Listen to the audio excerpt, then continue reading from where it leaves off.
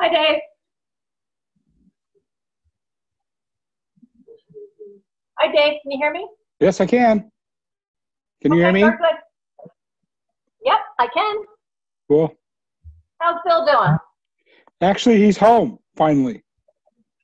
Oh, very good. Yeah, Tell him we said hi. Will do. I'm glad he's home. Yeah, he came over a week ago tomorrow. So. Very good.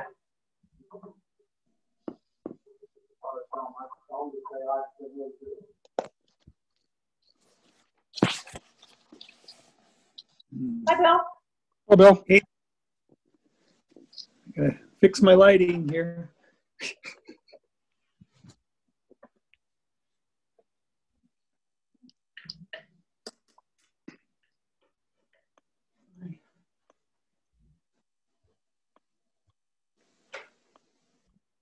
Oh, that's better.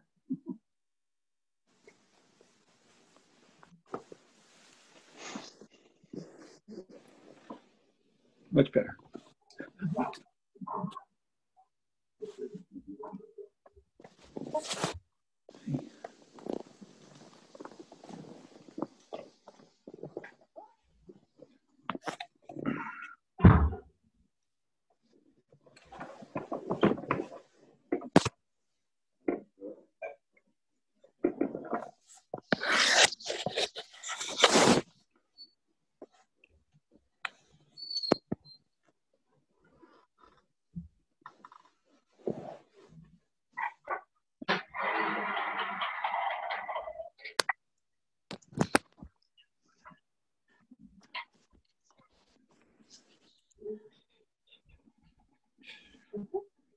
Hi, this is Hank.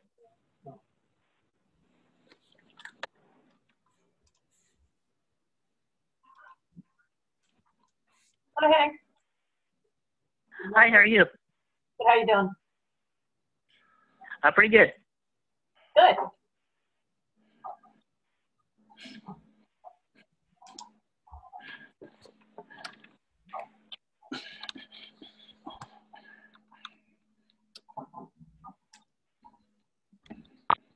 So, David, thank you for Yes, sir. all your conversations with Julie. I appreciate that. No problem. You're a man of great fortitude. Well, it's one of the discussion items we have today. There was something we totally missed on putting a deadline of when the application should be in order for us to review it. So that was a miss on our part. Well, as was implied, I don't think we need to do anything there, do we? Because we don't do any reviews until the night of the meeting and during the meeting. Right.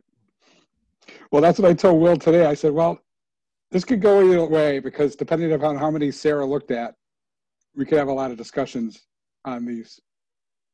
Exactly. So how long is this going to be tonight? Well,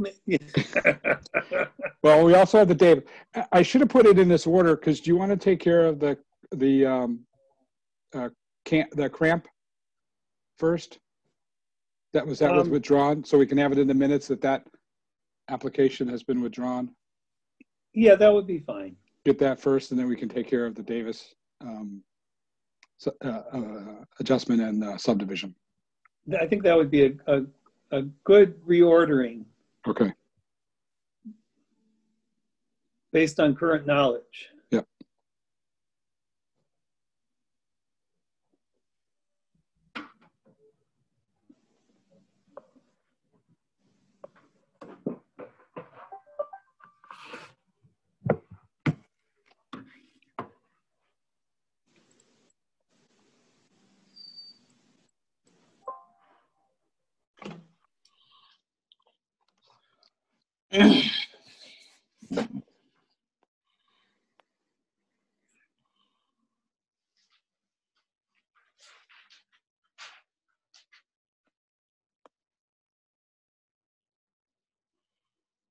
Oh, Man, these guys are great. I love it.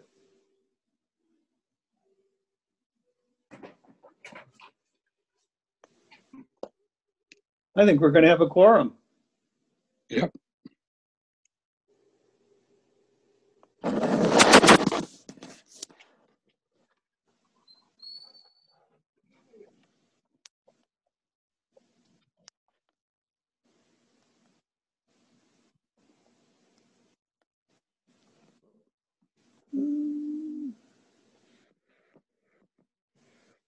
Where did that happen?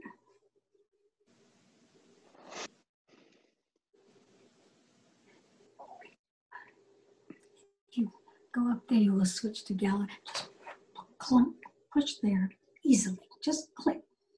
It says the gallery view. There you go.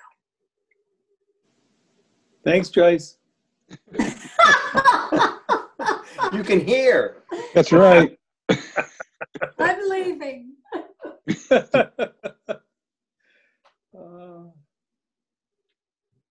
So Dick and Scott. Scott has informed me he will not be able to make this evening. Okay. And Sarah, we're missing.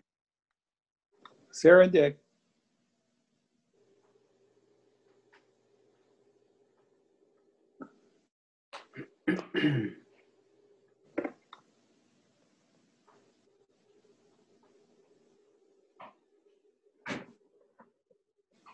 Okay. It's the first I've seen you, Chris. Congratulations. You're muted, Chris. Thank you very much, David. Thanks to all who voted for me, and also thanks to those who didn't vote for me, but at least voted. We all appreciate that. Congratulations, Chris. Thank you.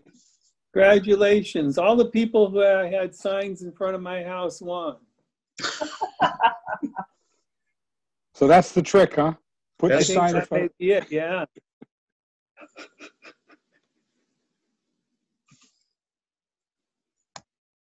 All right. Do we know who's on the audio lines that we might not be aware of? Hank and Bill are the only ones on the.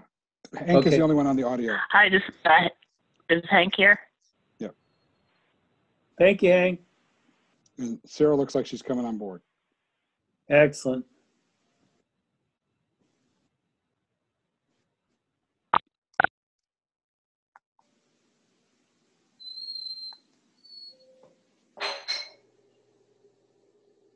I think she's coming up the ramp now.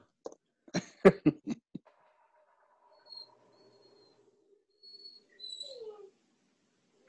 right. So that leaves Dick, Dick and Scott not. Right. All right. Okay. You want to call this thing to order then? Okay. This evening it appears we have David Campbell and Sarah and Huntley, Chris. I gotta go back. Kathleen. And because Scott is not here, Huntley, you'll be a voting member this evening. Okay. So again, all right. Okay. David, you have what you need for, Yep. for The only one I don't know the first name of D, is it Pratt? If you could say what your first name is. Sorry about that, David. Diane Pratt, just a local, just sitting in for observation. Okay, no problem. Thanks. welcome. Just for the Welcome. minutes. We Thank love you. we love your picture. Yeah, it's pretty. Okay. Please, David, please proceed. Okay, so we've announced that. The next thing is any public comment. If we have to approve the minutes, everybody reviewed the minutes from the last meeting of October. Are there any changes, corrections, or updates? I have one, and that is that whether we said it right or didn't say it right, We did not approve applications, we accepted them. Good. That was going to be my question to you, because we did say the word approve, and Bill and I will make sure that that doesn't happen again, but we did say the word approved. And I think we did, and I think that when we finally finalized it, I indicated that we unanimously accepted them. Right. But the motion was correct, and Will's was right to have said that the motion was to approve them. Right. And so there was both words used. Okay. We do not approve applications, we accept them. So if we misspeak, we're misspeaking out of misspeakingness. Okay. Yeah, we weren't sure if we could make that change without approval of the minutes on our own. So. Does anybody have an objection to making the change to approve from approved to the appropriate accept?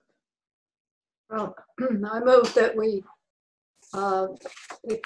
approve the minutes as amended. Okay, I have an motion. Do I hear a second? I second it. We have a motion and a second. Sarah, Kathleen, thank you. All in favor? Aye. Aye. Aye. Aye. And as for the votes, because we're on Zoom and some folks say we should be calling each individual separately for a vote, just my protocol will be that I will ask for a vote. If they are unanimously ayes, then we will say it's unanimous. If we'll ask for ayes. Was there any negative votes, any nays? Hearing none, it passed unanimously, and I will not ask for individuals. Otherwise, we'll be spending all night doing that. All righty. Okay, so the next is public comment that's not on the agenda. Any public comments? It's your chance, Dan. You're your visitor if you want to speak. All right. Okay. Good. No. All set, thanks. Okay. So the first order, we are going to go a slightly different order than on the agenda. We're going to deal with the subdivision application for the Andrew and Heather Cramp property. Lorelei, please have some forbearance for us, but it'll be quickly understandable why. Yes, that subdivision has been withdrawn. Going out of order. It's fine. Okay, so we have to announce that we are starting our public hearing. Oh, I'm sorry. And so we are starting our public hearing, and the voting members are the members who are currently present, who are identified at the beginning of the meeting. And we have two things before us this evening. Both are continuances of previously announced and posted public hearing, and did not require additional posting as a continuance. And so we were picking them up again. With that being said, David, please. Okay. The subdivision application for the Andrew and Heather Cramp, we were notified has been withdrawn. So there'll be no further need for us to discuss this subdivision at this time. They may approach us again, but at this time they are withdrawing that application. Yep. Even though they got the variance. Pardon? Even though they got the variance. Yeah, my understanding is that the conditions of the variance were sufficiently complicated enough for them that they felt that they needed to think about it before they came before the planning board to properly present in accordance with the conditions that were set by the CBA. So they suggested that the best way to get at that would be to, because they're not prepared as quickly as they would have liked to have been to withdraw and simply come back at it.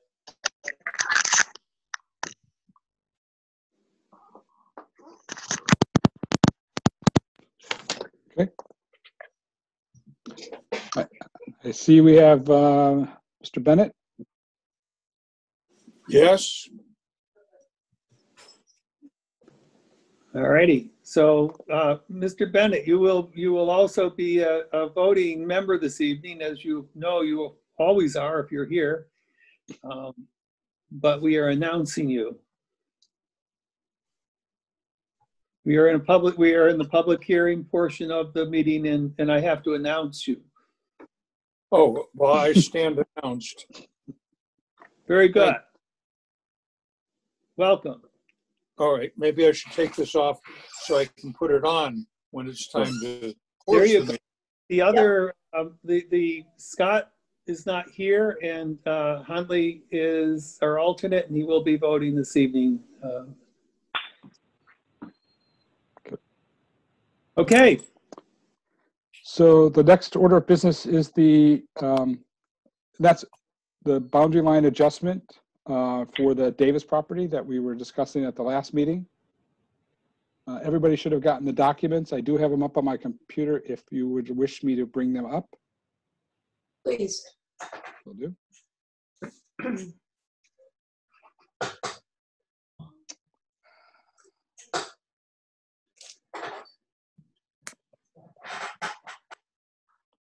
Okay.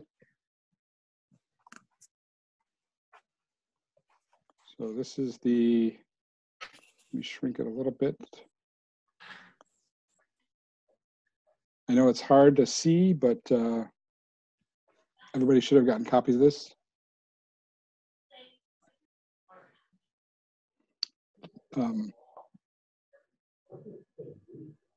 Who's going to present this? Yes, hi. Hi. My name is Lorelei Gerard. I'm from Horizons Engineering. I am the agent as well as the surveyor on the project. We continued this from last meeting. The request was to show the boundary line adjustment on its own plan and then the next application on its own plan. So what's presented before you is an enlargement of the area, the two lots that are involved. First of all, does everyone know where this property is located on Dundee Road? It's at 156 and 149, I believe it is. I'm sorry, 144 Dundee Road and 156 Dundee Road. So the object of this boundary line adjustment, the current owners own both parcels, R15 Lot 2 and R15 Lot 2-1.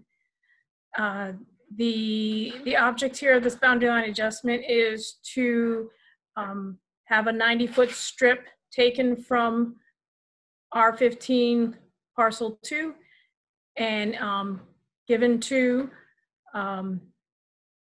R15 parcel 2-1 in exchange on the southeasterly portion of parcel R15, I'm sorry, map R15 parcel 2, the equal exchange would be the same 90 feet by 2 feet, both equaling 180 square feet. Therefore, R15 parcel 2 area of 2.18 does not change from its original acreage as it stands today. The road frontage changes. Correct. It reduces from original 407.33 feet down to 317.33 feet, still maintaining 200 feet road frontage. And then that's adding 90 feet to the current R15 parcel 2-1.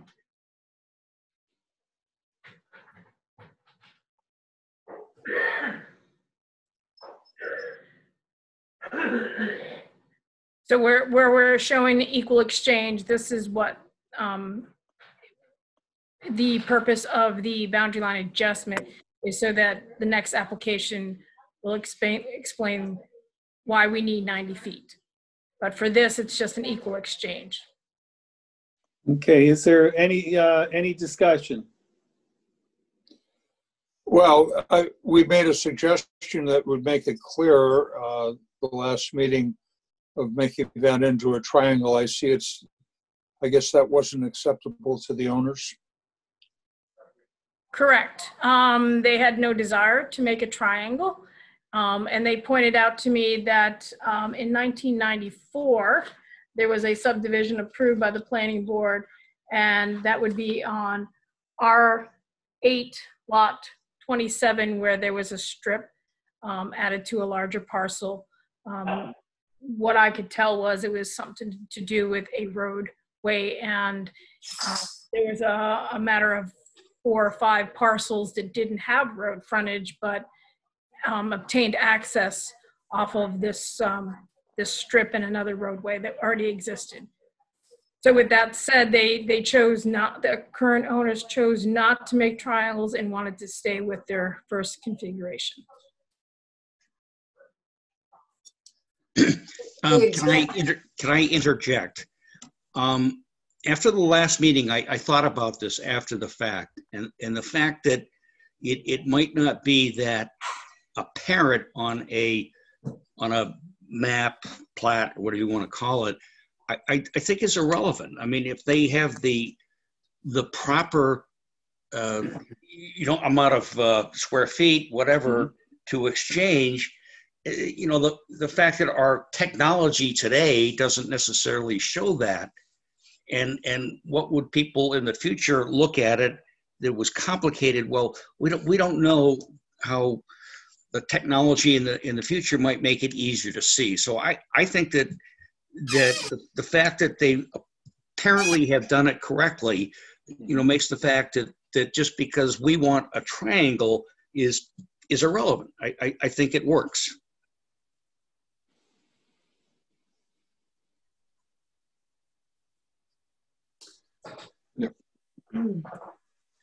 By limiting it to just 2 feet, which is hardly a strip at all, it makes it, as we were saying, hard to see on the plat. But in practice, maybe it tells us that we need to do another round of thinking about the whole frontage requirement. Well, I think if it complies, period.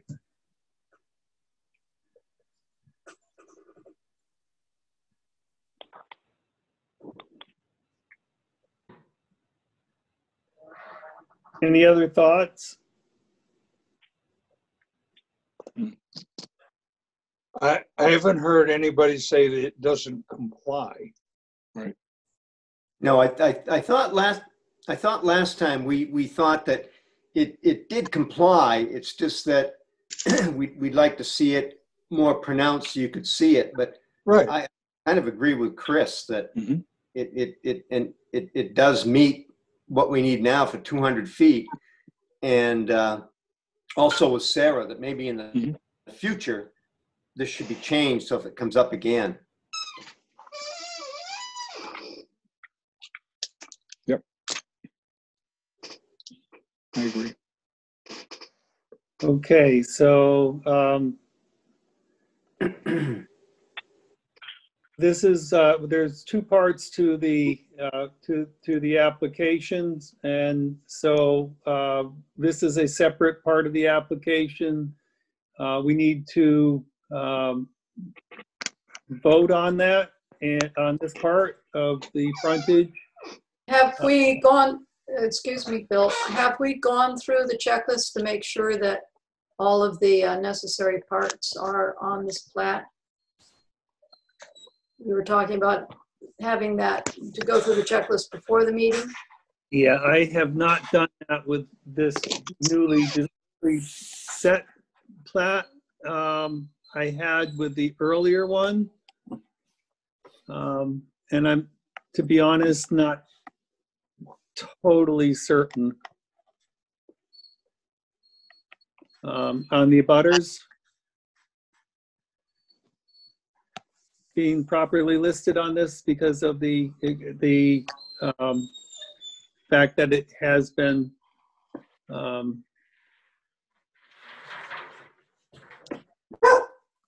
made large, enlarged, whether it shows all the relevant parts.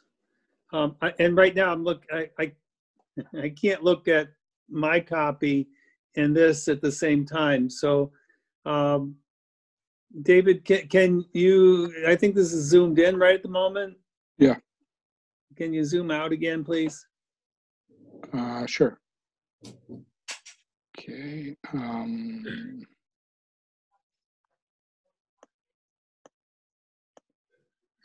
Get rid of this.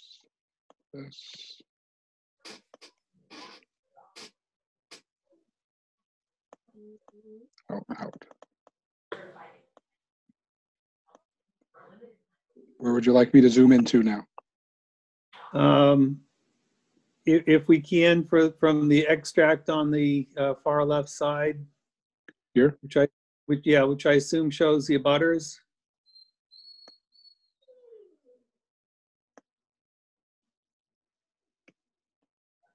Okay. So Lorelei, you can help us out if you can.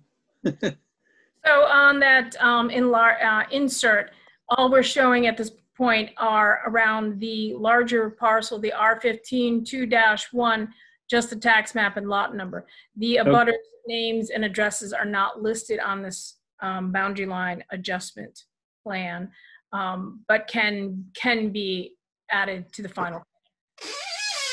All right, that does need to happen. And I appreciate your having done the enlargement to meet our requirement. And if we can get the abutters listed properly, which is a mandatory requirement, then if we can get that, that would be great. Yes, I don't see a problem. It may have been an oversight in creating the two new plans, but it's definitely something that can be done. Yeah, your original had it, so it's Sarah, that's a good catch.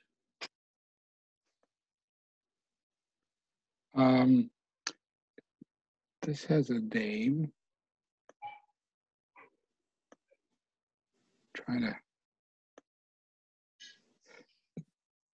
This has a name.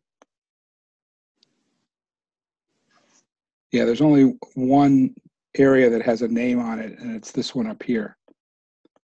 This is the only area that's got a name on it. Right, right.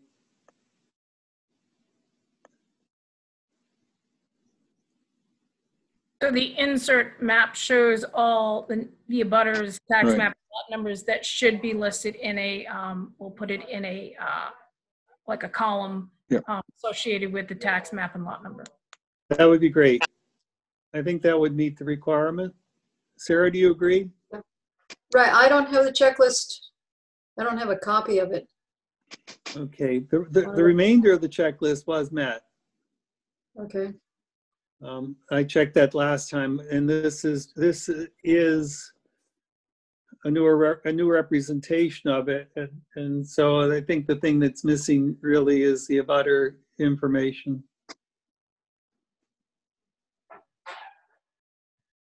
Correct.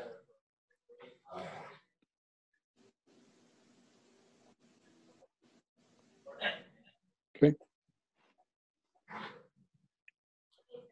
All right, so with that being said, I think we might be able to do a conditional approval.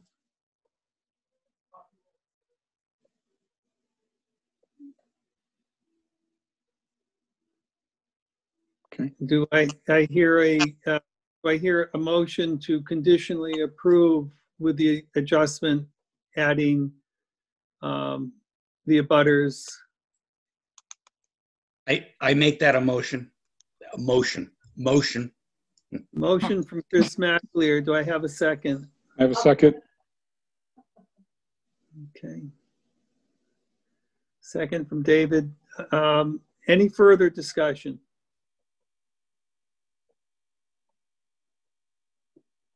This is a public hearing, and so I have not heard that there, but I will ask, is there any public comment? Okay, we have a motion. There is no further discussion, no public comment. I will ask for a vote. All in favor? Aye. Aye. Any opposed? Hearing no opposition, it's approved unanimously. And I believe we can move on to the second part of this request. The second part is a lot subdivision based on the same property of 156 Dundee Road, map lot 15, lot 2.1.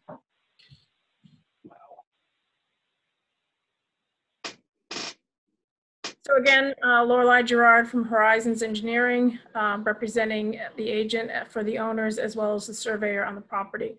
I want to point out right in the beginning, even though this is a larger scale showing now the new parcel we're trying to create, we have also overlooked putting the additional list on the larger parcel, which was 45 acres. So I will have to add, again, another list. We have the insert, but we don't have all the abutters labeled from that insert. So that will have to be added to this. So what was taken off of the other one obviously was taken off of both. So what we have here tonight is, now that the boundary line adjustment is approved and we have an additional 90 feet, we then can have chose to create a 6.39 acre parcel, calling it parcel 2-2, separated off of parcel R15 2-1. The parcel R15 2-1 will be sharing the driveway entrance. We're not creating or asking for a second driveway entrance at this time. The frontage for both lots exceeds, the new 2-1 has a frontage of 200.38 feet, and the new 2-2 lot has 201.38 feet. Therefore, it's meeting the requirements of 200 feet minimum road frontage. We show a 4,000 square foot area for the new 2-2 lot. Test pit has been dug. I submitted that on a separate sheet of paper indicating what the soil type was. Miraculously, we did not hit any ledge. I think I just picked the perfect spot. The new lot that's created, 6.39, is also over 5 acres. Therefore, it does not need state subdivision approval, just local approval. It can support, like I said, a leaching area as well as its own well. And currently there is a barn on the property, and I don't know what the future for that barn is, but those are the objects and the physical features that exist. We did locate one well on the northwesterly side of the new parcel 2-2. And of course, the parcel 2 that we just finished doing a boundary line adjustment with has an existing house, well, and septic as well. The new lot is not infringing or causing any nonconformity with any surrounding parcels. And the remainder for the original 2-1 originally was 45.19 acres, and it's dropped down to 38.88 acres. And this property is located at 156 Dundee Road. Can you zoom out a bit so we can see all of the a lot 2.1? Okay. Let's see, Where is lot 2? Here it is. Here's lot 2.1. It's down here. All right. So the new lot being created is this 2.2 then. Right. correct. This lot up here.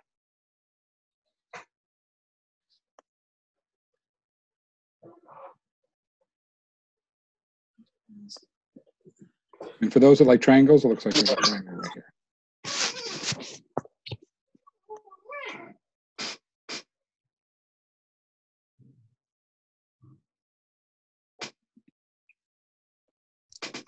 Any other part of the map that you folks would like to see? I could scroll over.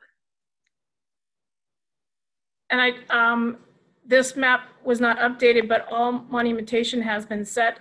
And on the final Mylar, those will be shown as what their descriptions are. David, Yes. the driveway supports both properties. Where is the driveway? I'm missing it. Is this it here? Yes, that's it. You see that? Yep. That's in existence? Or is that proposed? Nope, that's existing that goes up to the main house on the parcel 2.2-1. So there is a building on 2.1. Correct. If it's not shown, it's in the enlarged insertment. There is the building is shown. Yeah, see the driveway keeps going here. Just let you know that. Driveway comes. And where does it break off to go to the other lot? Right at the point in which he started over. If he goes back. Okay, right there. I think I see it. Yep, right there. And there's an existing access road, and of course it will be the driveway that goes to the barn.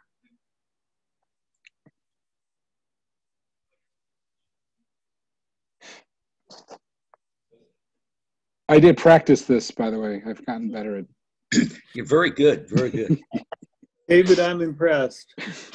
You could do cartoons for Disney, I think. I was going for I was going for Madden on NFL. All right, well, that could work too.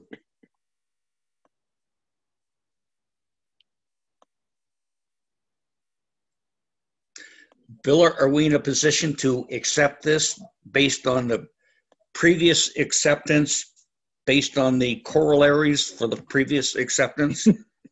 Would that be correct? Yeah, well, since we already accepted the other, it's in the past. Therefore, this is looking at something that is, it should be okay if it meets all our requirements. And I think again, the only item that seems to be not 100% is the abutter information is not there. Right. So could I propose that we accept this based on the provisions of the previous acceptance are provided, the abutters, et cetera? I don't know if that worded correctly, but who am I to know? No, we're good. That we have a condition, we have approved conditionally, and the remedy just needs to be made. And this is, we're looking at this separately and assuming that the remedy is going to be made on the first. So this is, we should be looking at this on its own merits, and from its own merits, it's lacking just the abutter information. Right. Everything else seems to be in good order unless anybody else has other issues that they can verbalize here. Now, does this mean that we will not have to vote or deal with this subdivision again as long as the Mylar and plats come in with the abutter information that we're looking for? I believe that's correct. I think we're doing a conditional approval. Once the condition is met, then it's satisfied, and therefore our vote is valid.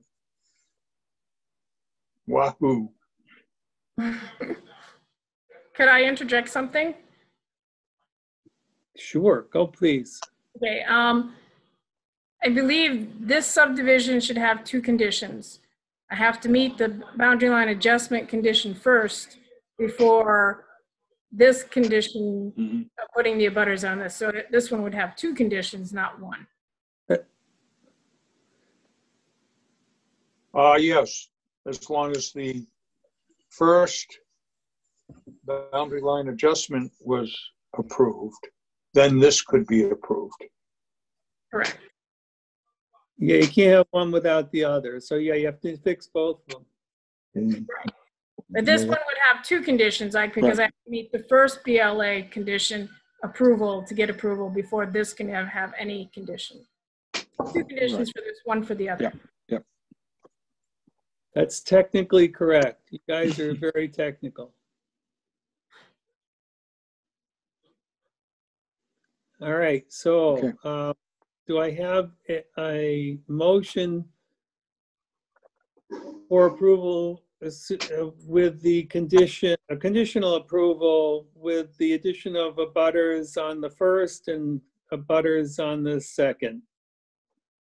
I will make that motion. I have a motion for approval. Do I hear a second? Second. Is that Kathleen? Yeah. All right. We have a motion and second. Any further discussion? Any public comment?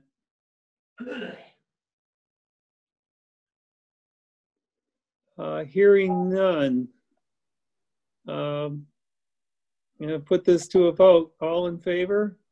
Aye. Aye. Aye. Any opposed? Not hearing any opposition to it.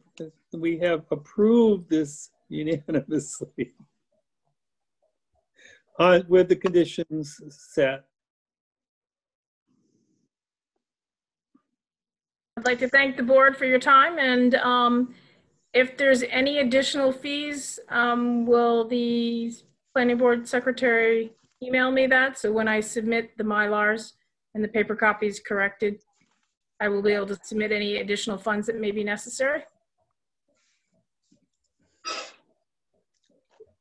I assume so. Yes. Okay. Yeah. I will check with Julie. If you wish, if you want to send us send David and me a copy of what your Mylar is going to look like before you do the Mylar, we'd be happy to look at that. And then you won't have to create a Mylar if there's something that we don't see that we ought to see. Okay. To sign on the condition, because if you prefer to do that, I can send you a PDF. Do you wish to see the owner's signatures in the signature block required for the BLA, and or can I just have those blank and have that on the Mylar? You can just have those on the Mylar. What I'm looking for is to make sure that what we look at before you create the Mylar is that it's going to meet the checklist requirements. Okay, that's fine. Okay, and then we'll run with the rest of it. That'll just save you from having to create a Mylar and then we go, uh-oh, and then you have to do it again. I don't want that to happen. Okay, I can do that. Okay, great, thank you. Well, thank you, and I'm going to sign off. Okay. Good night. Good night. Thank you. David, I think that ends our public hearing. That is correct. Okay, we will proceed with our regular meeting.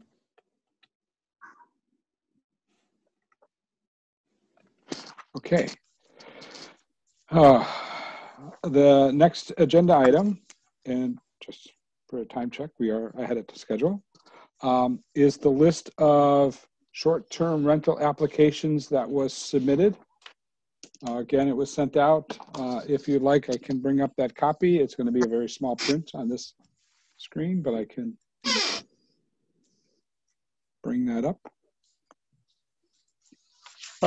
Before we actually work on making a discussion on the individual short-term rental applications,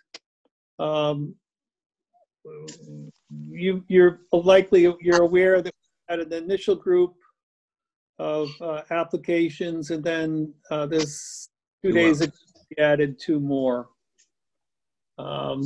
And what that brought to mind is that we have requirements to set an agenda. We should be listing the short-term rental applications on the agenda.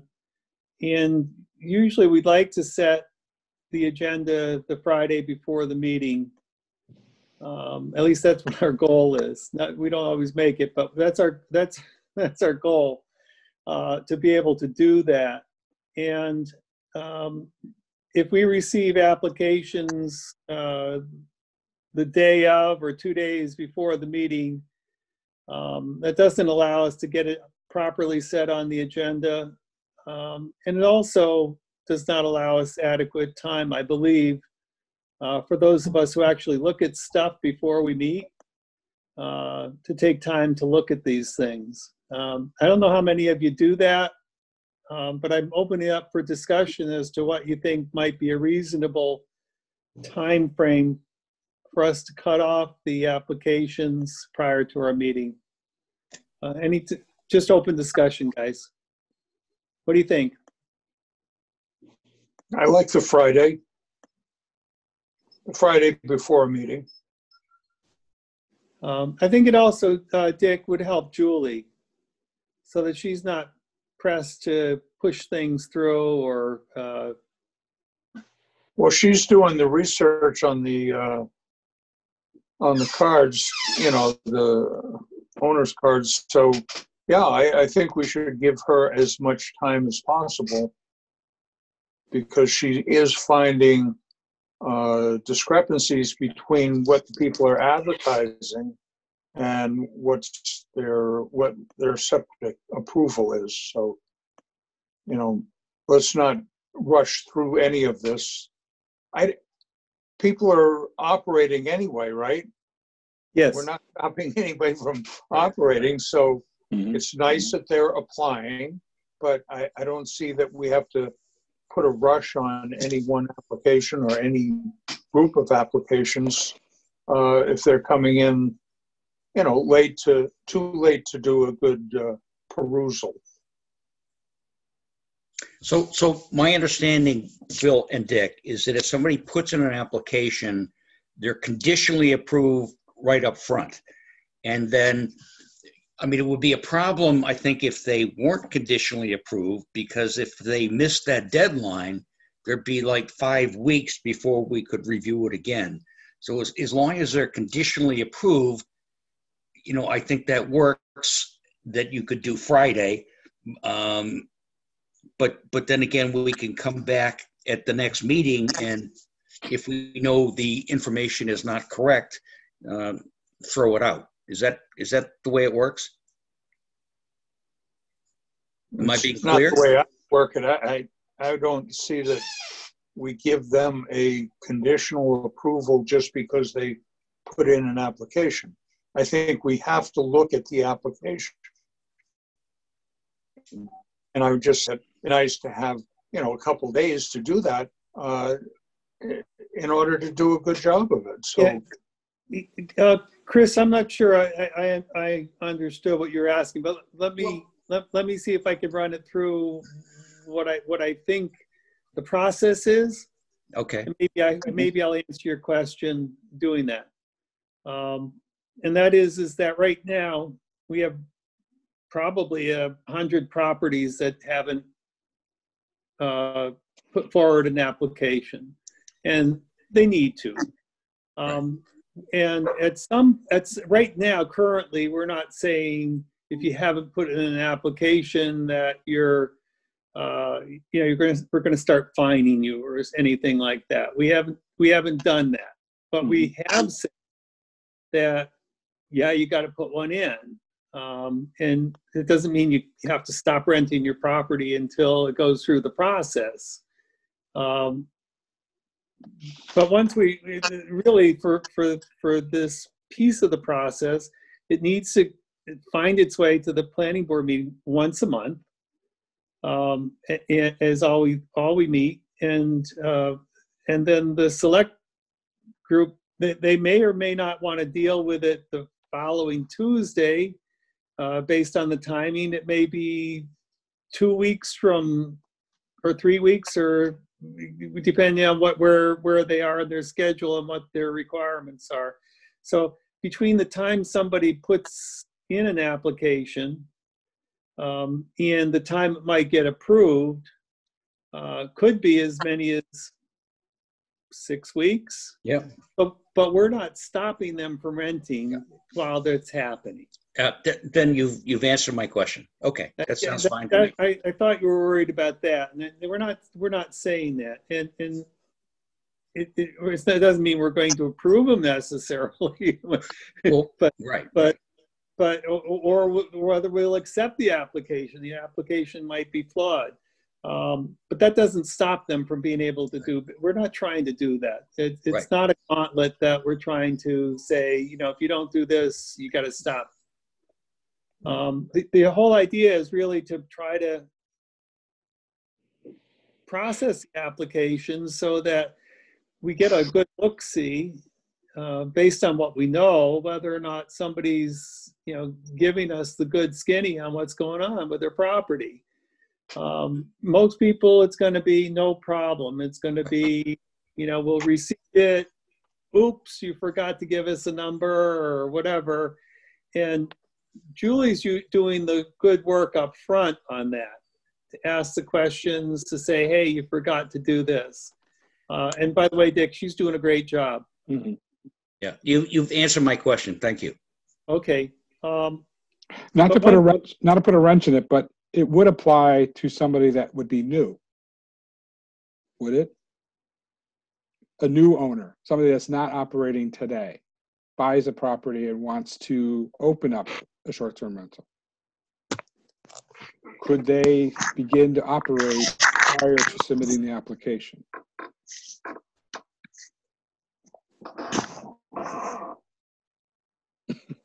I see what he's saying. Yeah. I buy a property on Thursday. I don't put an application in on Friday. It's now Monday. I rent my property. We missed the Thursday planning board meeting. Can they rent at that time, or do they got to wait? Do they have to wait another month? Or do we even know the answer? We don't know the answer to that. Okay. Anybody, fine by me. It's a learning process. Yeah. If anyone knows the answer, please tell me. Open the back of the book and find it, please, and tell me what the answer is. I don't think we've set any kind of precedent. That works for me. I'm fine. Okay. The whole idea is to try to get folks to register their property and get the information down so that we can ensure that the proper safety precautions have been made and that we have them on the appropriate list. We have a name of somebody that we can talk to if there's a problem, that somebody complains or has a noise problem or whatever. We should stick with what we're trying to do and not try to make this a licensing process. It's not a licensing process. It's a desire to get everything into a compliant form for us. But to the point of David needs to get an agenda out. I'm hoping he gets it out the Friday before a Thursday meeting. Sometimes he doesn't, and I appreciate that sometimes you can't. But that's our goal. That's what we were shooting for. And if we have a goal that we're shooting for, it would be nice if Julie also knew when she needed to get stuff to us on a regular basis. We have a set expectation, and she can tell people that if you get it to me by such and such a time, I'll get it in for the next agenda. And Diane just sent us a chat. I don't know if everybody can read that. She said our ordinance 4.4.32 said the owner of a short-term rental property shall file a conditional use permit application prior to operate a short-term rental with the $50 application with the town's board of selectmen prior. Yeah, but it doesn't say would keep them from renting it. It just says he needs to send it. says prior to renting. Yeah, it says they have to apply prior to Right. renting. Right. It doesn't So have to be approved prior Right. to rental. Yeah, so to Chris's point, if they got it in, they bought the thing on Friday, they want to rent it on Monday, they better send that application in on. Right. Right. Okay. Okay. Did that address your question, Diane? Yeah, I just happened to, I pulled up the ordinance. I Yeah. just wanted to bring that up for clarity for everyone. Yeah, we left it fairly open, Dan, and I think we did that on purpose because, again, we're not trying to do a licensing process here. We're trying to Absolutely. get the applications process, Yep, understood. which differs from apparently the way Conway's looking at it. So it's a. Yes. I don't know if anybody attended that workshop that a couple weekends ago on short-term rentals. There was a subject on short-term rentals, a presentation. They quoted and talked about our Right. stuff in that Right. presentation. The town of I Jackson. can't believe that it took them so long to figure it out. I really can't. Well, it took us time. That's a lot. Bill, you led it. It was perfect. And again, they asked me to be on that committee. I haven't had a chance to get there, but it just surprised me that suddenly it came to, well, wow, look what Jackson's done. Why don't we try to do that? So Yeah, and I can't say it's perfect. We are we are wonderfully imperfect. right, but we're still wonderful. That's Yeah, right. exactly. We had talked last meeting, I believe it was, that we wanted to add to the application process that they provide us with their advertising. Are they doing that now? Because I noticed on the spreadsheet that Julie sent us that it was links to their advertising for some of them. But I don't know if those are the ones that she found or whether those are the ones that were supplied to her. I think those are ones that either were supplied to her or she found. And it's not, I don't think, Dick, you made that a requirement for the application. You haven't changed the application. Dick? Dick, that was a question. Oh, I'm sorry. No, I don't think it's a requirement. It's one of the things we look at to see what they're advertising, because part of the problem that we're seeing at our end is the loading of the houses beyond what the septic capacities are. So the only way we can check on that is, or put any kind of curb on it, is to say, what do you advertise? You've got a 3-bedroom house. We have, a definition of what you can put into a 3-bedroom house.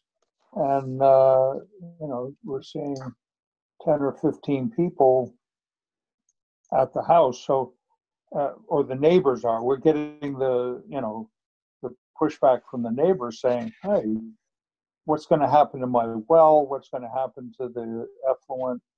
So anyway, that's one of the places we look anyway, is what are they advertising? Right. So my question, Dick, is we are not requiring them to provide that information? We just find it on our own? Wording. I haven't seen that wording.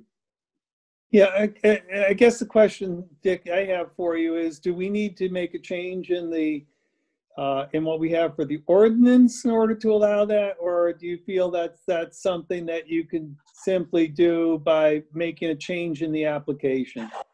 I believe we can do that as a housekeeping change to the application. I think we have the application and we're just tweaking it up to what we feel is we need. Okay. So that is being added. Is that what you're saying? I'm sorry, I missed that. That you are adding to the application a request for their copy of their advertising or a link to it. I would advocate for that.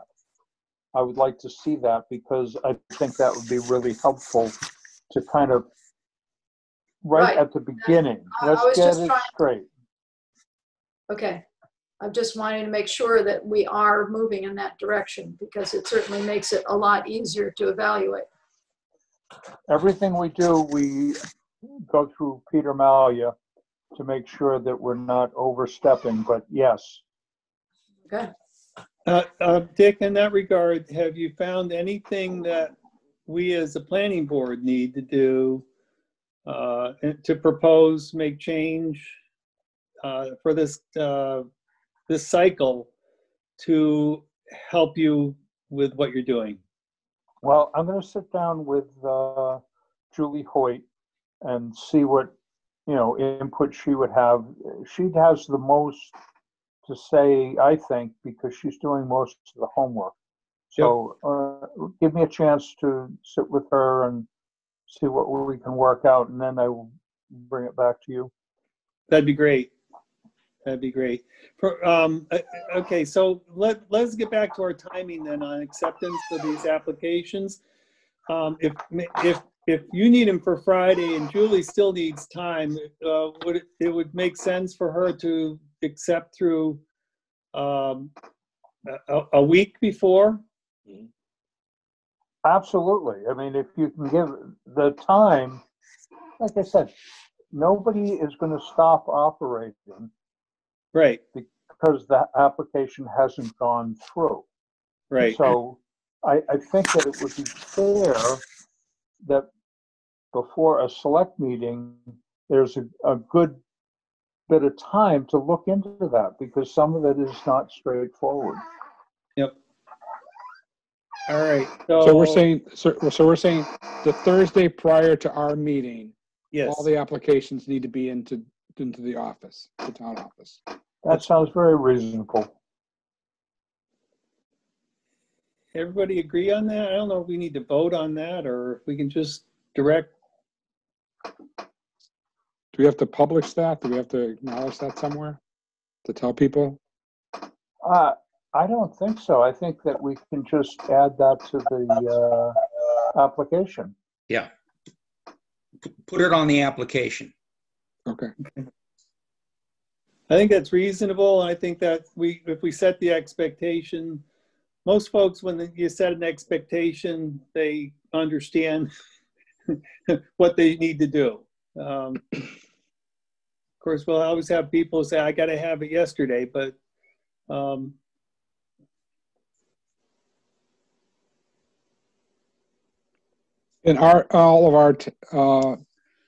all the planning board meetings are on the calendar on the website, correct? Yes. Okay. Yeah. Okay. Thank you. I appreciate all of this good discussion on that. David, you want to proceed? So I can share the list that we were given. And let me do that. I got it. Oh, you have it?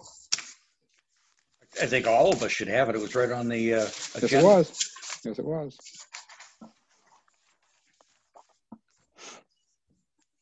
It's an eye test, but it's here. And this does include the 2 additional ones that were submitted on Tuesday. So this incorporates all of them. So there's 9 for us to review.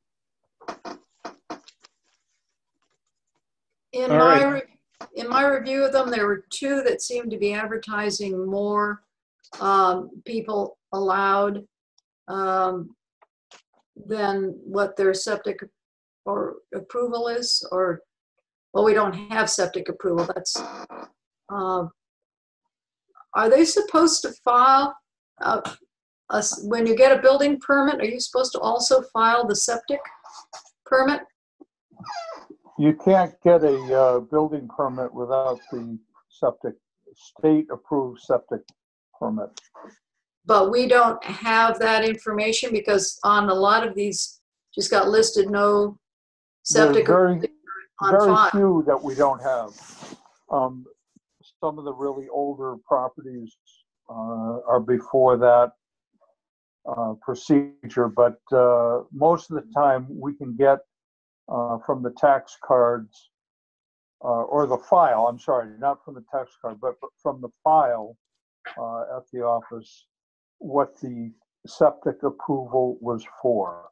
If it was for a 3-bedroom or a 4-bedroom, most of them are, there's a few that are 2-bedroom.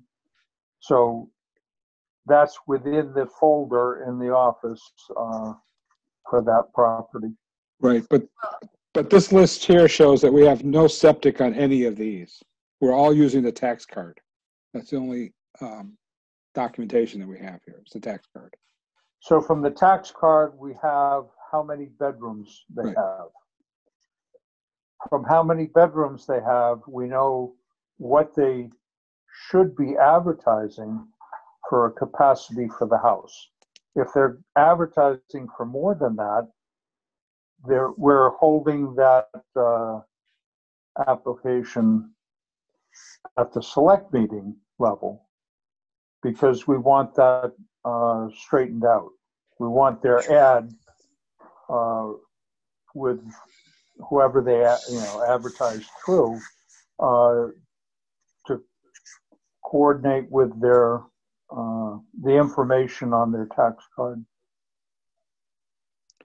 So Sarah, on the list here, there's one on the list that clearly is violated. Which other one did you see?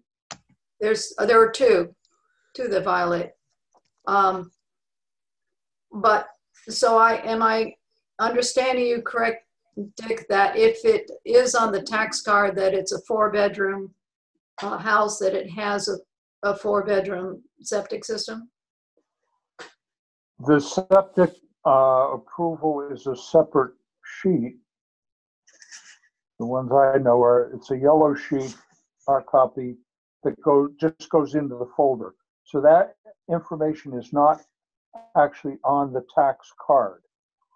All that we get out of the tax card is how many bedrooms. Then you cross-check. So I'm asking, is there a correlation? Do they check to make sure? That's what I was just going to say. Then you cross-check that in the folder with what the state septic approval was for. So then we know, okay, it's on the tax card as a 4-bedroom house. The septic approval is a 3-bedroom house. We've had that, it just came up. The guy had done some remodeling. There was an issue because he didn't get a building permit for it.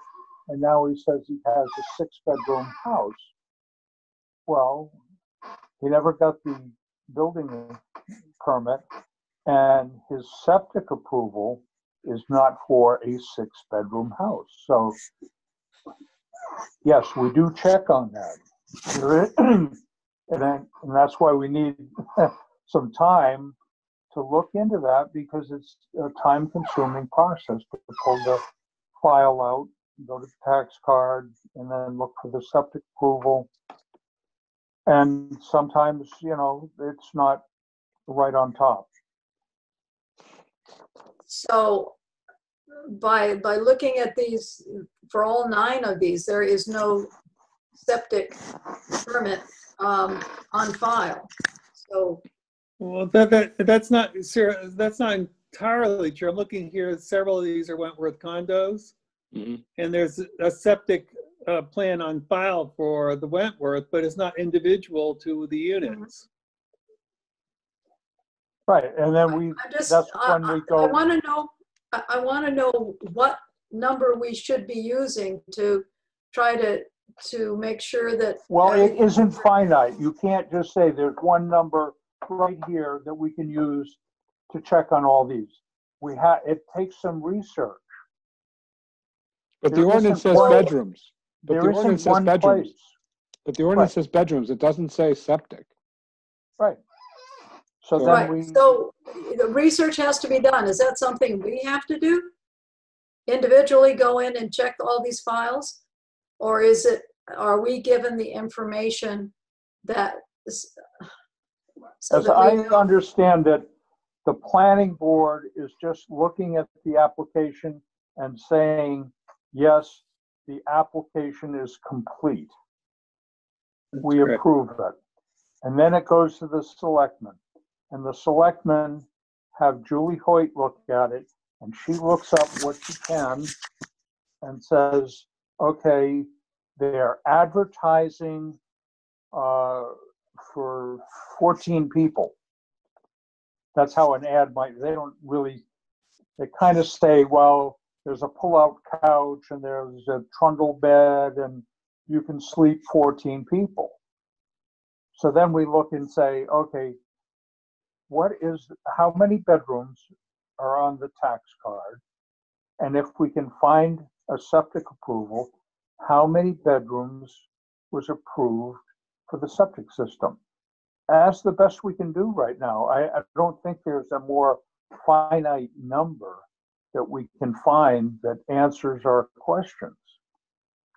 Yeah, Dick, to your point, the actual ordinance and the way it was written, we did assume that there would be some issues for approval on this exact number. And what we said there was, and the ordinance says very specifically that we would, that the bedrooms would be based on the building, the number of bedrooms in the building permit. And a building permit would have a septic plan. Or if there were no building permit, then we would work with the tax card. And so that doesn't necessarily mean that we have to totally rely on the building permit, but we use building permit instead of using the word septic, assuming that if there was a building permit, there would absolutely be a septic, but not the other way around. Yeah. Yes. Yeah. So it still leaves a little bit, as you say, it leaves some room for additional review. And if you can find something that will help us better understand the numbers and what's appropriate, then certainly that would be part of the approval process. All right, there are two of the applicants here. When you said sleeps 14, that goes to the one that is fourth on the list. Yep. Horak, the one on Tin Mine Road. Yep. And that says it's 5 bedrooms on the tax card. And they listed as 5 bedrooms, but they say sleeps 14.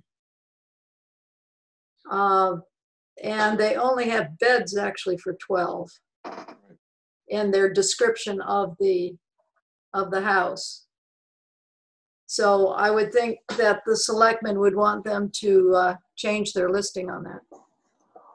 Well, we would, and we would like you or whoever reviews it from the planning board to give us a heads up on that if you've already found that information, because that will really help cut down on the time it takes to research it. So anytime, you can red flag anything for a specific reason,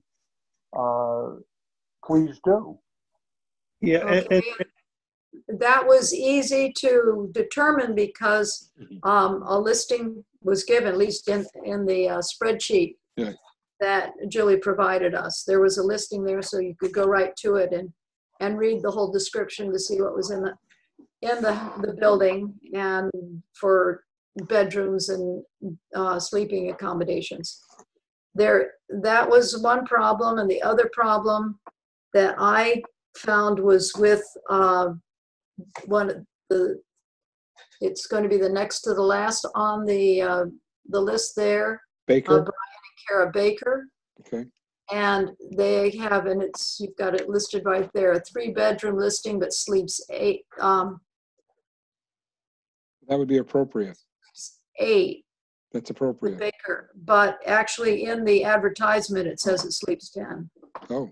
Because they have 3 bedrooms, but then they have a lower walkout area that has 2 sets of bunk beds.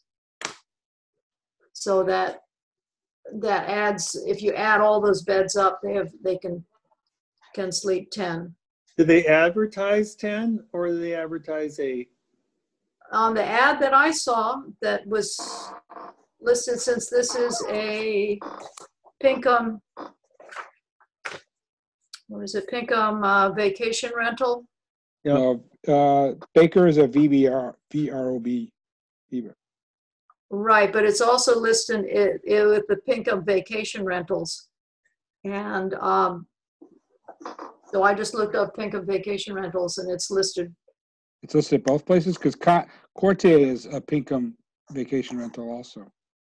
Right, they were both listed, they're both on the Pinkham list. And so I just went to their description. So, and on that, the Pinkham vacation rental list, it says Sleeps 10. But it should only be, if they have 3 bedrooms, they should only be allowed to advertise for sleeping 8. Right. So that's where the, what you've listed under the notes doesn't conform to what is on the listing that on the web. Yeah, to Dick's point around, giving them a heads up and what our process should be. Basically, if we are aware of something which might not be in compliance with the ordinance, or we have done our own research and said, hey, whoops, like you have, Sarah, we should be identifying that in the comments. Okay. So I would recommend that we make a comment for each one of those, for that to be, for the selectmen to check on and make sure that they're advertising correctly. Thank you. I have a question about the one of the more recent Pinkham rental proposals, or I think it was Baker. There were 16 pages of stuff from Pinkham. I didn't understand what all that was. Was that their agreement with the property owner that we're looking at? Mm-hmm. It seems to be that to list with Pinkham vacation rentals, you have to go through all of the conditions. I didn't read all of it, but it looked as though that was just their contract that they have with the Pinkham Vacation Rentals organization, because they are listed as a person, a name that goes with Pinkham Rentals is listed as the contact person.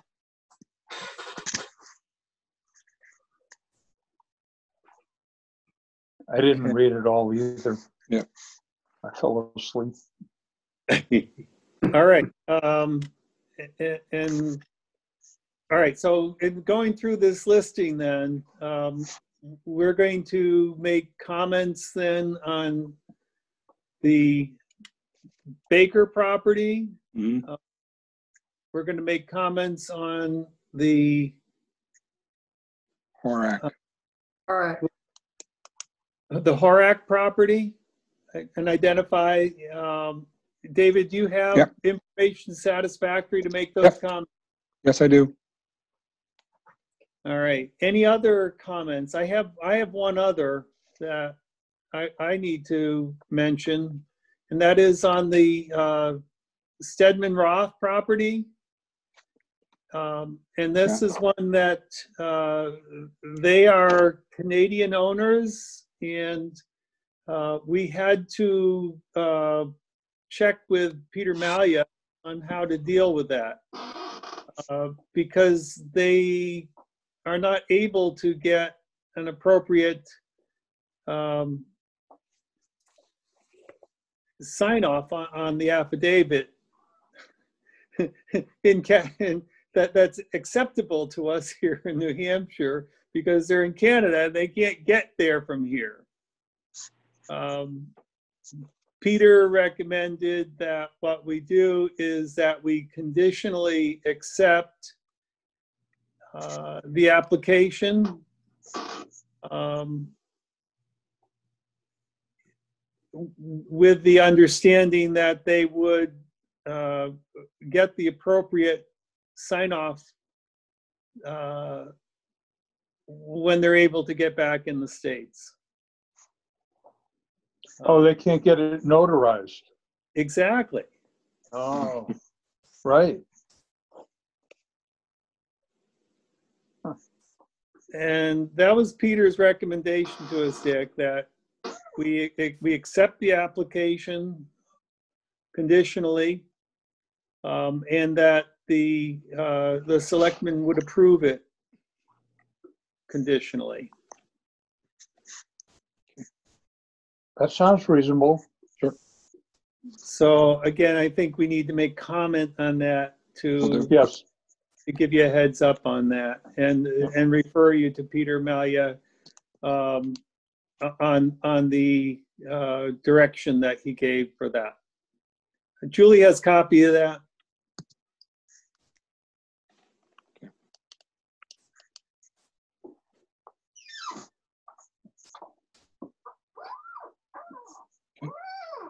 I think that's good for our international relations. Sure.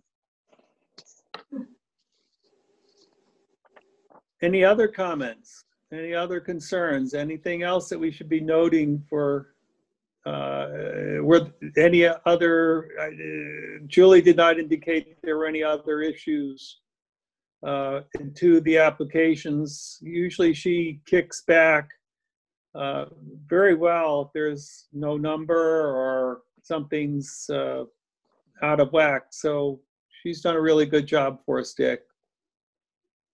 I do have a comment, because anytime I haven't gone up to look, I didn't get a chance to look at any of these properties this time, but anytime I see something built in the 70s with 5 bedrooms, especially up on Tyrol, I kind of question if it has a 5-bedroom septic. And I'm not particularly picking on this particular property, but it just kind of had an alarm bell go off. And I'm wondering if yes, it's on the tax rolls as that, but I know the town, Dick may be able to answer this. The town was reassessed a number of years ago. And I'm wondering if the house had gone from a 3-bedroom to a 5-bedroom with no building permit, the assessor may have looked at that and changed it to a 5-bedroom because that's what it was. And I'm just curious if something like that could happen. I don't know. It all happens. We, you know, I believe that our permit process keeps the honest people honest, and there's enough slack in the whole system that the people that, you know, just want to abuse it do, and we'll try to catch what we can. I don't say that we're going to, but we're going to try. And we're going to try to, that's why I think we need to look at each of these situations carefully and do the best we can. And if we find one, I think we have to red flag it and pursue it. And also, I think when we started this, I think Dick might have brought this up, that I've had other people approach me, that the permit fees I don't feel are enough, because I feel that as a taxpayer, I kind of resent in subsidizing the cost of extra police protection. Usually inns and hotels, they monitor their own guests. The extra effort it takes for the Julies, for our building inspector, to go through the process of looking at these properties and looking at the applications. I think their fees should be, there should be enough in the fee to cover the cost. That would be something to bring up or put forward for the town meeting. I think we would have to vote on it. I think that aspect of the permit, I think, and I'll check on that too, because I just wrote it down. But I think we'd have to vote on it. But I agree. I think that in that we're a one-time fee, I think that the fee should cover quite a bit, because, I mean, obviously we have extra police coverage and, you know, any number of other aspects of it, but just the office work alone is starting to show up. And I think I mean, we've even talked about, do we need to hire someone who deals with short-term rentals? and that wouldn't be a, you know, full-time person, but somebody who does all this research and sorts out the, you know, the validity of the complaints, and, you know, it's all time consuming. So yes, I agree. I think the fees should go up. And also, I think Conway was looking, but Conway, I could have sworn in the article I've read that they were going to charge a yearly fee, which I think would be appropriate. Well, they're licensing. Now, we're doing a permit, and their proposal is for a license. So, yeah, I looked at that too. The license would last 1 year. Another article would be needed to create an expendable trust for the fee money. You know, I think they had some great ideas. None of it's gone through yet, so you know, it'll be interesting to see how much pushback, legal pushback, they get from the operators, because you know, they're going to get together and say, "No way, you know, you're cutting into our profits." So anyway, no, but I think that we could increase our initial permit fee, even though we don't have a yearly avenue. Yeah, Dick, to the point around that, and Chris, when we were putting this together, I'm not sure if everyone recalls, there was a bill that was promised that was going to pass. Mm-hmm. I think Jeb Bradley's bill was going to pass, and it was going to pass like within 3 weeks after we did this. And that bill required that the limit on the fee was $50. And we saw that and said, well, you know, we're not going to automatically put in something that's going to get turned over in 3 weeks. So that's why we used the $50 amount. And obviously subject to revision, and you know, if $50 doesn't cover what our costs are, we should be looking at making a change to that. But the cost of the $50, from I remember, is the processing the application. Yes. Because Huntley, I mean, when you're again, just my opinion, Huntley, when you're talking about the police and all of that support, they still pay taxes. All these people pay taxes, just like all of us do. So tax money pays for police. So I'm aware of that, and I thought about that. You're right. But what I'm looking at is the local inns, they pay taxes also, but they monitor their guests. So if there's an issue, chances are the police are going to get called. They're not going to get called as much as what they do now as we're seeing with the party houses. And I feel there is an increase in cost of having, you know, commercial businesses in residential neighborhoods because of noise and you know, people haven't got fire permits for their fire pits. So you've got that added expense that normally you don't have with a residence or as often. Also, Conway is talking about a floating fee on the occupancy. So if you have, you know, if you're advertising sleeps 8, it's one fee. If it sleeps 14, it's another fee. So that's an aspect we could look at. And also it'd be a checkpoint to see what you're advertising. Conway's also spending money on an organization who actually verifies how many short-term rentals you have in your area. They do the research for you. It's a firm that does it for you. That they're paying this organization to do that. So yeah, they have an accurate list that they go out and determine how many short-term rentals you have. They've already signed up for expenses of at least $25,000, and they're looking at an annual budget in excess of probably $100,000. What they're doing and how they want to do it, and you know, I guess you have to decide what it is you're trying to accomplish in terms of dealing with short-term rentals. We've gone through it once. We decided we really didn't want to be a policing process. We simply wanted to register and have a safety check. If we wish to make changes, that's fine, but then we have to decide that's what we really want to do, and maybe there are different fees associated with it. But that's a whole different thing, and I think that would require another whole set of work activities and public hearings and obviously another vote. And what I appreciated in our ordinance is that the time it took to do it, and it wasn't just a slapdash thing.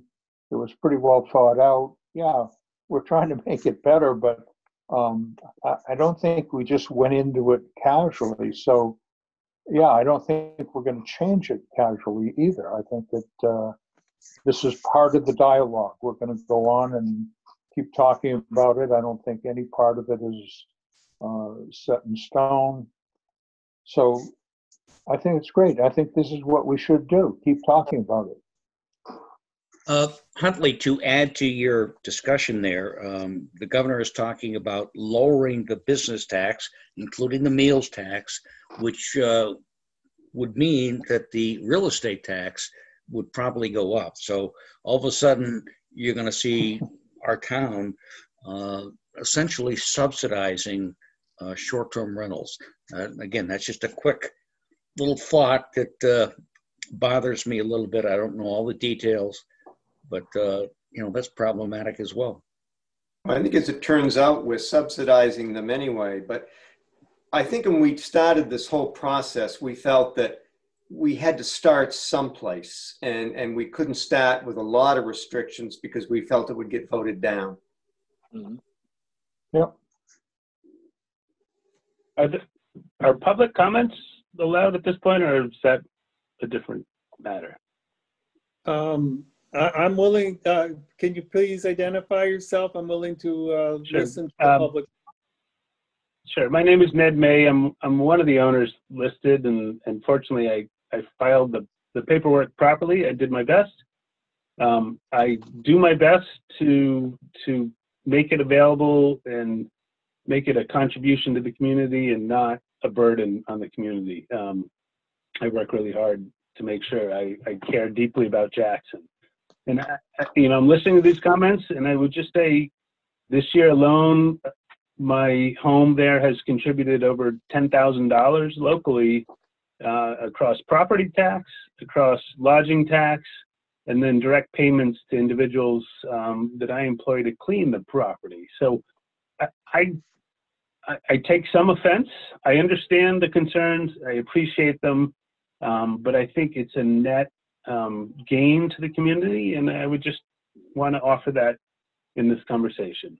Nothing more, but I think it does contribute, and I do everything possible to make sure that it adds and doesn't subtracts. So I just wanted to throw that out there. Yep, thank you for your comment, and I'll reiterate what we went through as a part of this whole process of putting what we put together, and that is that we do care about everybody in our community. We care about homeowners, we care about short-term rental owners, we care about everybody, and we made our best effort to try to meet somewhere in the middle of everyone's requirements to have something that we could do that ensured safety, ensured that we were not putting additional burdens on the town for having short-term rentals or on neighbors because of issues for folks who are not doing the things they ought to do to properly rent their properties. And so for the good guys, not to hurt them, for the bad guys to hopefully rein them in. And I think that was what our intention was, and not to put an end to short-term rentals. And yes, you hear we have different opinions on the planning board, and that's great because you hear them and you understand what all the various levels are of concern. And I think what we have in place is something that is reasonable. And for me, the folks who are doing it right, it's a protection for them all across the board. For those who are not, it's hey, we're going to come out and we're going to try to get you to be doing the right things. And without saying, and being crazy and saying, no, we can't do this anymore. And just deny reality. You can't deny reality, but you can work with it. And I think that was our intention. I think that's still our intention. I don't think we did it perfectly. You couldn't. We still, and we're, as Dick says, we're still working with a lot of different things. More information we get, the better able we will be to make adjustments when the right time comes. And hopefully everyone will agree in a town meeting to vote for any changes. What we have right now is what we have, so we need to work with what we have. I'm not trying to be offensive, but the idea of taxes, there's no short-term rental tax, so any property that's being used as a short-term rental that pays their taxes, if that was a single-family home, not a rental, they pay the same taxes. So that's the cost. As far as, you know, go ahead. Well, I pay lodging taxes in addition to well, that's because you're making money at your enterprise. So yes, you do pay that. And you pay people to clean your house, and that's a choice. You can either clean your house yourself, as many of us do, or you can pay somebody to clean your house. So as I said, I'm not trying to be offensive, but there's a limit to what I'm going to listen to as far as, you know, your contribution to the community as far as financial. Yes, you pay your taxes. I'm really glad you do, because we're a very stable community because everybody is paying their taxes.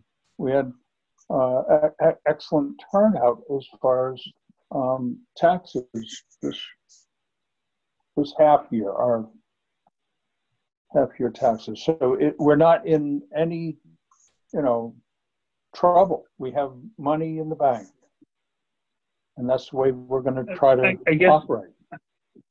I was just responding to the notion that I'm an additional burden on the community, and trying to point out that in my instance, I pay an additional, as I should, contribution to the community. And so I don't think I'm a burden, or the property and the business that I'm running. And it's not a business, it's a home that I love, that I just, for personal circumstances, can't be at right now. And this allows me to maintain it. But I am making a net contribution in addition to the property taxes that is relatively significant, and I think I'm certain exceeds any burden that it might impose. And okay, I'm going to shut off the conversation here. This wasn't, it's not a public hearing, and I appreciate your public comment and your concern, because yeah, someone did push the other side of the envelope. and it's exactly why we have what we have in place right now. We have a lot of different perspectives and views on this that we tried to accommodate, and we not necessarily did right for everybody, but I think it's in the best interests of our community. And whether or not we need to make changes to make it better, again, we'll keep our ears open.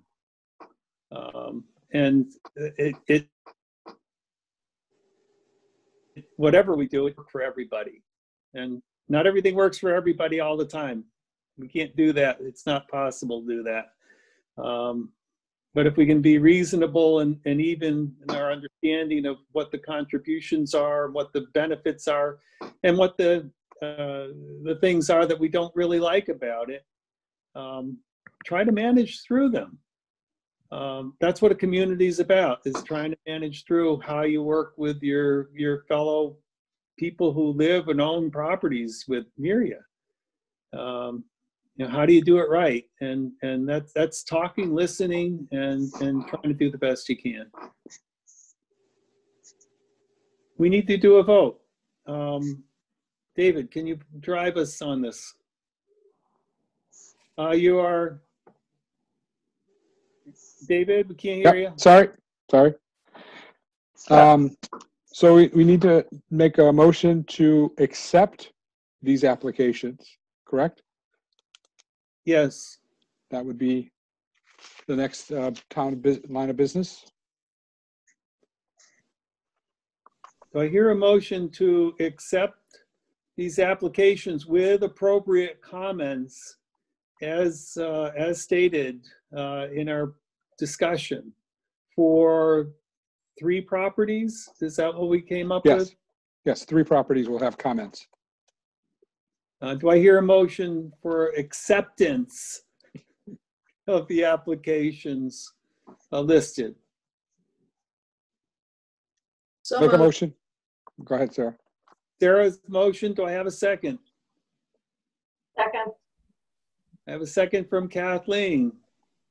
Is there any further discussion? Hearing none. All in favor? Aye. Say Aye. any opposed? Hearing no opposition, the applications with comments are accepted unanimously.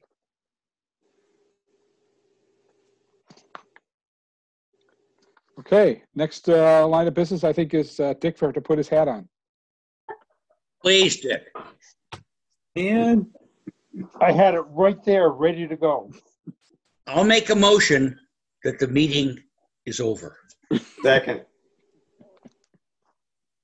all in favor? Aye.